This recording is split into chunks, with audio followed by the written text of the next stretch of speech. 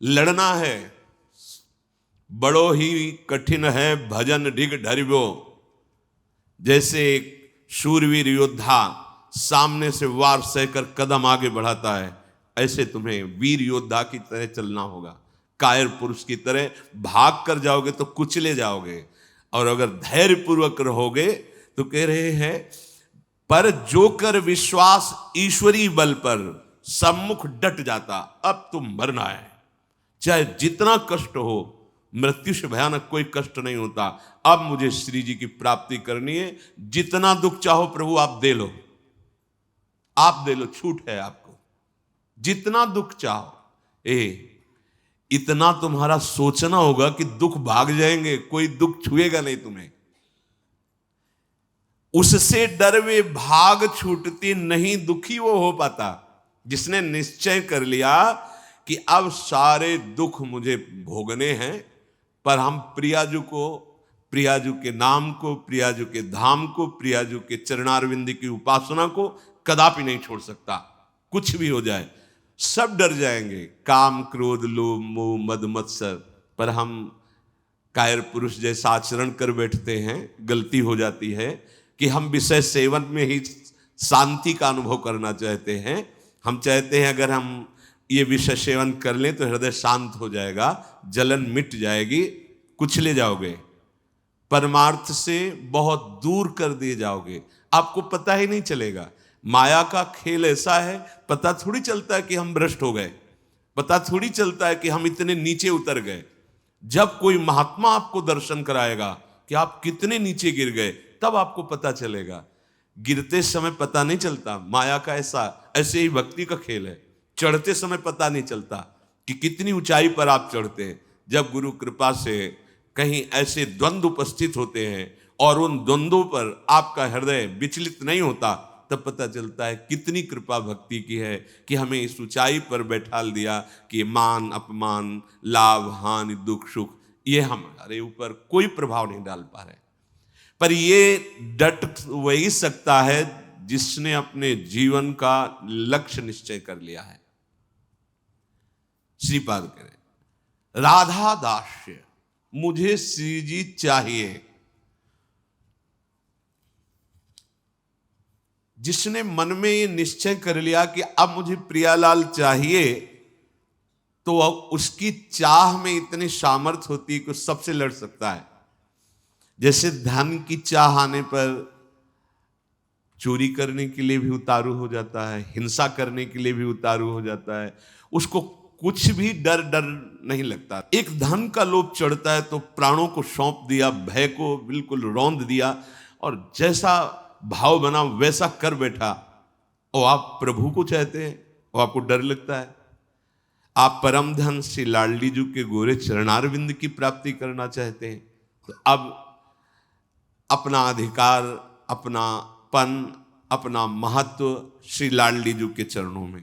हे प्रभु, हे प्रिया जी, ये प्राण, ये तन, ये मन आपको समर्पित है। अब जैसा जी चाहे वैसा आप करो। यही है सुदृढ़ योद्धा भगवत मार्ग का। अपना अस्तित्व, अपना महत्व, अपना जीवन जब तक जीवन धन के चरणों में समर्पित नहीं करोगे, तब तक जो स्वामी श्री हरिदास जी महाराज करें, ज्यों ज्यों राखत हो त्यों त्यों रहियत हो हरि। जैसे आप रख रहे हो मैं राजी हूं उसी में, जोई जोई प्यारो करे। ये सिद्धांत, ये रोना धोना नहीं। ये जैसे कभी कभी उपासक वहां प्रश्न कर देते हैं जाके, भजन में मन नहीं लगता, हमें लगता है हम इस मार्ग में चल नहीं पाएंगे। क्या आप चल रहे हो या गोद में बैठे हो? पहले निश्चय करो। यदि चल रहे हो तो इतनी टांगों में दम नहीं है कि ये चढ़ाई तुम चढ़ पाओगे। तो गोद में बैठे हो तो चलने का तुम्हें डर फिर क्यों है? श्री हरिवंश प्रताप नाम नौका निज खेवक, भवसागर सुख तरत निकट हरिवंश जो सेवक। पहली बात तो तुम चल नहीं रहे हो, तुम गोद में बैठे हो। ये जो सौंप दिए मन प्राण तुम्ही को, सौंप दिए ममता अभिमान, जब जैसे जी चाहो बरतो अपनी वस्तु सर्वथा जान। ये चलने वाले पथिक नहीं है, ये समर्पित पथिक का है। बैठ गया प्रभु के चरणों का आश्रय लेकर। दूसरी बात, कभी कभी मना स्थिति ऐसी होती है, वो टिकाऊ थोड़ी है। कबहू तो थोरो भजन, कबहू होत विशाल, मन को धीरज छुटे नहीं, गहन दूजी चाल। कभी कभी मन नहीं लगता है तो क्या, अरे वो स्थिति आई है, प्रमाद की स्थिति, तमोगुण के कारण कोई कुसंग बन गया, जिसके कारण ऐसी स्थिति आई है कि आपको डर पा रही है कि भजन नहीं होगा, हम पूरा जीवन निर्वाह नहीं, ये तात्कालिक है, थोड़ी देर में कोहरा हटेगा और आप प्रसन्न मन से चल पड़ेंगे। हे प्रभु, ये जीवन मेरा आपके चरणों में समर्पित है, क्या परेशानी। हे नाथ, मेरा मन, मेरा तन, मेरा प्राण आपको समर्पित है, आप जैसा चाहो खेलो, मत सकुचाओ, अभी आपका है, आप जैसा चाहो। फिर आप शिकायत कैसे करें, फिर आपका प्रश्न कैसे बनता है। ये जब तक मेरे मेरे मेरे तब तक नहीं हटा पाओगे। और ये आपको दिया, अब इसमें काम रखो या आप रहो, इसमें प्रेम भरो या आप इसमें विकार भरो, आपको पूरी स्वतंत्रता है नाथ। उसी दिन से आप देखेंगे मन निर्मल होने लगा, क्योंकि जब तक अहंकार रहता है तभी तक ये सारे विकार आक्रमण करते हैं। अहम प्रभु के चरणों में समर्पित हुआ कि वो दिव्य निर्मलता, दैवी संपदा के भागवतिक सद्गुण अपने आप आने लगते हैं। जिस समय आपको मान अच्छा लगे, अपमान दुखित, तो समझ लो आपका अहम अभी समर्पित नहीं हुआ। उपासक का जब अहम समर्पित हो जाता है तो मान अपमान सुख दुख से अब मेरा रहा न कुछ संबंध, तुम ही मेरे कैवल्य परम पद हो, और बंधन है तो सिर्फ आपका ही बंधन है। ये आप ही हमारे मोक्ष हो, आप ही हमारे बंधन हो, आप ही हमारे साधन हो, आप ही हमारे साध्य हो, आपसे ही सब कुछ है अब हमारा। अभी अभी निश्चिंत हो जाओगे, अभी निश्चिंत हो, आपको क्या परवाह। जब आपने अपने आप को प्रभु के चरणों में समर्पित कर दिया तो अब जिम्मेवारी प्रभु की है। पर आप समर्पित वाणी से केवल कह रहे हैं, अभी अहम है, आपको पता लग रहा है कि भगवान पता नहीं संभालें कि न संभालें, गति बनेगी कि नहीं बनेगी, पता नहीं लाभ मिलेगा कि नहीं। ये शरणागति का लक्षण नहीं है। छूटे सभी अन्य आश्रय, अब मिटे सभी संबंध अनित्य। ये जो अनित्य संबंध है, हम लोग समझते हैं कि बाहर से बाबा जी बन जाने पर छूट जाते हैं। भ्रम में मत रहना, ये किसी कपड़ा बदलने से छूटने वाले नहीं है, ये अंदर की बात है। जो जड़ चेतन का संबंध है, ये अंदर का संबंध है। बाहर का घर छोड़ दिया, बाहर के संसारिक कपड़े छोड़ दिए, बाहर का भाव दिखाते कि हम वैराग्य से हैं, लेकिन अंदर की बात देखो। संबंध अगर प्रभु के अलावा किसी और से है, वो क्यों न तन हो, वो क्यों न कोई विषय हो, क्यों न कोई सुख हो, चाहे लोक लोकांतर का कितना भी बड़ा सुख हो या सिद्धि हो, वो अभी राग रहित नहीं हुआ है। पूज्य श्री पंडित गया प्रसाद जी महाराज, बड़े पहुंचे हुए महापुरुष जो निरंतर भगवान की लीला में डूबे, वो कह रहे हैं चिंतन संबंध का बोध कराता है और संबंध ही चिंतन में स्थित रखता है। अब आप देखो आपका चिंतन क्या चल रहा है, महापुरुषों के वचन है। चिंतन आपका जहां है, आपका संबंध वही है। अगर प्रियालाल का चिंतन चल रहा है तो प्रियालाल से संबंध है। शरीर का चिंतन है, इंद्रियों का, भोगों का, वस्तु का, व्यक्ति का। ध्यान दीजिए, आपका संबंध जहां होगा वहीं चिंतन होगा, और जहां चिंतन होगा वहीं संबंध माना जाएगा। आप कहते हैं हमारे माई श्यामाजू का राज, कहां चिंतन है आपका? शीघ्रातिशीघ्र चिंतन को संभालिए। यदि कोई भी लौकिक कामना रही तो एक ना एक दिन गिरने पड़ेगो। पूज्य बाबा कह रहे हैं, अगर कोई भी लौकिक कामना आपके अंदर अभी, तो वो गिराएगी, आपको गिराएगी। इसलिए यासों कामनान को ढूंढ ढूंढ के निकार फेंके, देखो अपने चिंतन में कौन सी कामना बहुत जोर कर रही है, प्रभु के नाम बल से उस कामना को छोड़िए, उसमें सुख नहीं है। उपासक जब तक सत्यता से इनकी तरफ ना चले तब तक ये कामनाएं अपना अधिकार रखती हैं। जहां सत्यता से चलने का भाव आया तो ये स्वतः ही कामनाएं नष्ट होने लगती हैं। उद्देश्य में दृढ़ता, सत्यता, तो सतमार्ग आगे को खुल जाएगो। सब बानक बनतो चलो जाएगो, सहायक मिलते चले जाएंगे। कुछ प्रश्न करते हैं, क्या नरसिंह जी जैसा प्रेम कई जन्मों की साधना के बाद होता है? पूज्य बाबा से, नरसिंह जैसा प्रेम क्या एक जन्म में नहीं हो सकता है? बाबा ने कहा हां, हो सके है, यदि सच्चे सदगुरु की प्राप्ति हो जाए तो। क्योंकि सदगुरु कृपा दृष्टि सेवाकों प्राणनाथ के मिलवे की ताई रोएबो सिखाए दे। क्योंकि प्राणनाथ ही स्वयं श्री सदगुरु बन के मिलवे को जतन बताए हुए आए हैं। बहुत सुंदर बात, बहुत सुंदर। हम कहते हैं गुरुर ब्रह्मा गुरुर विष्णु गुरुर्देव महेश्वरा, गुरु साक्षात परब्रह्म, लेकिन देख नहीं पाते। अगर हम परब्रह्म भावना सदगुरुदेव में करें तो हमें साक्षात्कार किसका करना है? हम रात दिन चकोर की भांति अपने आराध्य देव को ही तो देख रहे। पूज्य बाबा श्री प्राणनाथ स्वयं सदगुरु बनके मिलवे को जतन बताए हुए आए हैं। अपने मिलवे को जतन बताए हुए आए हैं। देखो प्रिया प्रीतम, इस संसार की वस्तु की तरह कोई चमत्कार कि भाई ऐसे किया प्रिया प्रीतम, ऐसो ना है।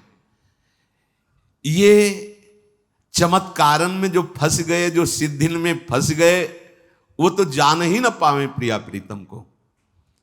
यह अलभ्य वस्तु है, ये गूंगे को स्वाद है। बस प्राणनाथ कब मिलेंगे, प्राणनाथ कैसे मिलेंगे, मैं संसार को कैसे भूलूं, ये हृदय में टीस जो कल कर चर्चा कर, ये गुरु कृपा से केवल होती है। एक पीड़ा हृदय में होनी चाहिए। साधन नहीं बताया, यहां बताया कि अगर भगवत प्रेमी सदगुरुदेव भगवान की प्राप्ति हो जाए, उन पे दृढ़ विश्वास हो जाए, क्योंकि वो अपने मिलवे के ताए ही गुरु रूप धर के अपना रहस्य बताने आए हैं। एक सेकंड के टाइम ही अपने आराध्य देव को ना भूले। एक सेकंड के टाइम पाठ होए, नाम जप होए, चिंतन होए, या वार्ता होए, या कोई क्रिया होए, बाहरी क्रिया होए या अंदर की क्रिया होए, सर्वप्रथम ये देखना है कि ये सब इनके ताई हुए रहे हो या अपने ताई। ये बात अंदर की चेष्टा, बाहर की चेष्टा आराध्य देव की, गुरुदेव की आज्ञा के अनुसार हो रही या अपने मनमानी। यदि इनके ताई हो रही तो प्रेम, और अपने ताई हो रही तो कामना, वासना, इच्छा, लालसा। अपने ताई तो कामना, वासना, इच्छा, लालसा। अंतःकरण को एकदम खाली करना पड़े। अपनो स्वार्थ नेकहु न छुई जाए तो श्री सदगुरुदेव की कृपा सिंह है और माया बकरी है। देखो पूज्य बाबा के सिंह और सिंह के बच्चा को देखते ही बकरी दुबक जाए है, ऐसे ही माया दुबक जाए। जो सदगुरु का कृपा पात्र है, आज्ञा पालन करता है, तो ये माया बकरी उसके सामने दुबक जाती है। ऐसा नहीं कि उसे फंसा सके। सदगुरु भगवान के दुलारे जीव को माया की ताकत देखिबे कि नाए। देखो अरे वो ठाढ़ी ठाढ़ी सूख जाए, वाके ऊपर कबो अपनो प्रभाव न दिखाए पावे, यह पथ तो श्री सदगुरुदेव भगवान के हाथ बिकायबे पे प्राप्त होता है। साधक अपने मन सो ऊंचो कितनो साधन करे, कितनो ऊंची स्थिति प्राप्त करवे को प्रयत्न कर ले, किंतु अंत में वाको गिरनो पड़ेगो। सदगुरु कृपा। साधक को बार बार यही प्रार्थना करनी चाहिए प्रभु से कि सदगुरु के सम्मुख रहूं। तभी सेवक जी ने महाराज जो यहां पूज्य बाबा कह रहे कि गुरु सेवा तज करे जबानी, यह अधर्म यह सबहानी, कानी न रसिकन में रहे। प्रभु से प्रार्थना करनी चाहिए कि हे प्रभु, कभी ऐसी परिस्थिति न हो कि मैं गुरु विमुख हो जाऊं, सदगुरु से विमुख हो जाऊं। देखो, किसी भी महापुरुष के हृदय की स्थिति को जानने के लिए उस कोटि का हृदय होना चाहिए। तो हम उनकी पहले बात माने, उसके अनुसार चले, तो हमें स्थिति का पता चल जाएगा। फिर हमें कोई संशय नहीं रहेगा, कोई भ्रम नहीं रहेगा। अभी हमारी मानसिकता बुद्धि में इतनी सामर्थ्य नहीं कि जो मन बुद्धि के अतर्क तत्वों में स्थित है उनको हम पहचान सकें। तो हमारी उपासना शुरू होती मानने से, वेदांत की उपासना शुरू होती है जानने से। वो जानकर मानते हैं, हम मानकर जान जाते हैं। पहले हम मान लेते हैं गुरु साक्षात परब्रह्म है। भी कोई ऐसा नहीं कि तुम्हारे मानने से क्या होगा, वो है। वही प्रभु अपने आप को जनाने के लिए सोई जाने जी देव जनाई, वो सदगुरुदेव भगवान के रूप में आए हैं। जासो आपको दर्शन करने की सुविधा मिलेगी। अगर गुरु के सन्मुख रहेंगे तो आपको आराध्य देव का जो स्वरूप है गुरुदेव के अंदर छुपा हुआ, इस ढांचे के अंदर, उसकी सुविधा हो जाएगी आपको। उपासक को छल कपट दंभ पाखंड राग द्वेष क्रोध विरोध ये तभी छूते हैं जब गुरु विमुख होता है। पक्का। भजन और संत समागम, कोई त्रिभुवन में ऐसी स्थिति नहीं जो प्राप्त न करवा दे। ये दो बात, जो गुरु प्रदत्त भजन है और जो गुरुजनों का संग है, ये दो, ये ध्रुवदास जी ने भी कहा है, साधन को हरि भजन है कै सत्संग सहाय। तो यदि छल कपट दंभ पाखंड राग द्वेष क्रोध विरोध ये हृदय में है तो आप गुरु से विमुख हैं। आप देख लीजिए, अगर गुरु के सन्मुख हैं और भजन हो रहा है और संत संग, तो ऊंची से ऊंची कोई भी स्थिति ऐसी नहीं जो आपको प्राप्त ना हो जाए। अर्थात नरसिंह मेहता जी जैसा प्रेम इसी जन्म में बहुत शीघ्र प्राप्त हो जाए। रहनी बनाएवे में चूक कर दें हम, पूज्य महाराज जी कह रहे हैं, जाको श्री भगवान की आवश्यकता ही अनुभव ना होए। यदि आप साधना की रहनी जो गुरुदेव ने दी है वैसे चलते रहो तो आपके अंदर भूख बढ़ जाएगी प्रिया प्रीतम की प्राप्ति की। यदि आप उनसे थोड़ा भी विमुख होंगे तो आवश्यकता ही महसूस नहीं होगी प्रभु की, आवश्यकता भोगों की महसूस होगी। अध्यात्म की नींव है सदगुरु श्रद्धा। संतन की कृपा मनाओ, भक्तन सो मैत्री करो और ये बात मांगो कि हमारे सदगुरुदेव भगवान में अपार श्रद्धा है। मेरे श्री सदगुरुदेव भगवान को सदैव मेरे मन पे अधिकार हो जाए। अभी हम अपने मन की बात रोते रहते करके अधिकार कहां दिया है। अगर आपके मन में कुछ आ रहा है तो तुरंत दृष्टि पहुंचाओ, सदगुरुदेव भगवान ये आपको दिया हुआ मन है, आप देख लो, राजी हो इसमें जो चल रहा है, आप राजी हो? अगर आप राजी हो तो देख लो, अगर आप नहीं तो चल कैसे रहा है। ये आपको समर्पित मन है। हम नहीं पहुंच पाते सदगुरुदेव तक और अपने अहम में ही सीमित रह जाते हैं। तो तुमने जो लक्ष्य बनायो है वाको दृढ़तम वाको निष्ठा में बदलनो होगो। सब साधन तभी सिद्ध माने जाएंगे जब एकमात्र केवल भगवत चिंतन चलने लगे। बुद्धि की परीक्षा ले खुद, बाबा कह रहे सामने सब भोग हो तुम्हारे, फिर अगर बुद्धि ललचा रही तो उससे पूछो कि क्या तुम प्रभु की प्राप्ति के लिए चली थी? अय बुद्धि, तूने निश्चय किया था श्यामा श्याम, फिर ये कहां राजी हो रही, फिर ये तू आकर्षित कहां हो रही है? संसार की सब वस्तुन को कोई प्रभाव तुम्हारे ऊपर ना पड़े, समस्त संसार तब भगवत स्वरूप हो जाएगा जब गुरुदेव की आज्ञा के अनुसार भजन और किसी भी भोग का कोई आकर्षण नहीं। तब तो यहां कह रहे कि आपका संबंध जहां वहीं चिंतन, जहां चिंतन वहीं संबंध। इसलिए हमें किशोरी जी के चरणारविंद का प्रेम चाहिए, तो किशोरी जी से ही संबंध और उन्हीं का चिंतन। अगर हमारा संबंध संसार का, शरीर का, व्यवहार का, तो इस पे कोई प्रश्न कर सकता है तो बाबा जी कोई कर सकता है, गृहस्थ तो नहीं कर पाएगा। नहीं, फिर वही आपसे कह रहे हैं, ये अंदर की बात है, बाहर से नहीं। बड़े बड़े महापुरुष पाए गए हैं गृहस्थी में, बहुत ऊंची स्थिति। पूज्य श्री जयदयाल गोयनका जी, पूज्य श्री भाई जी महाराज, और भी बहुत से ऐसे सदगृहस्थ हुए जो बहुत प्रेम की ऊंचाई पर विराजमान हुए, ज्ञान की उत्तम भूमिका पे पहुंच गए।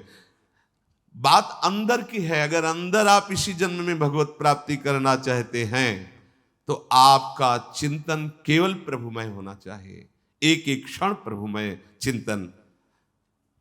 हमारा चिंतन ही हमारा जीवन है। बिल्कुल चिंता छोड़ दीजिए, योगक्षेमवान भगवान करेंगे। अनन्यस चिंतयन्तो माम, बार बार जीवन का सार चिंतन है, बस ये समझ लो। हृदय में हमारे प्रिया प्रीतम का चिंतन, श्यामा श्याम का चिंतन, तो जीवन सार्थक है। श्री राधा और श्री श्याम सुंदर उसी से संतुष्ट होते हैं जो नित्य निरंतर उनके चिंतन में स्थित रहता है। उनको और कुछ नहीं चाहिए, प्रिया प्रीतम को या हमारे आराध्य देव को और कुछ नहीं चाहिए, चिंतन चाहिए। पकड़ लो इस बात को। तभी बड़े बड़े सम्राट भी वैरागी जनों के आगे मस्तक झुका देते हैं, क्योंकि उनके पास वो है नहीं जो उनके पास है। उनके पास क्या है? चिंतन। अगर आपके पास भगवत चिंतन नहीं है, आप हमारे प्रभु को रिझा नहीं पाएंगे।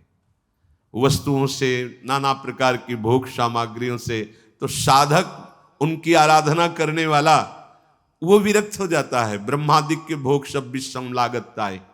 इसलिए श्री राधा चरणारविंद की प्रीति प्राप्त करना जीवन का परम लक्ष्य, और निरंतर श्री प्रिया प्रीतम के चिंतन में रहना, और वो होता है सद्गुरुदेव भगवान की कृपा से।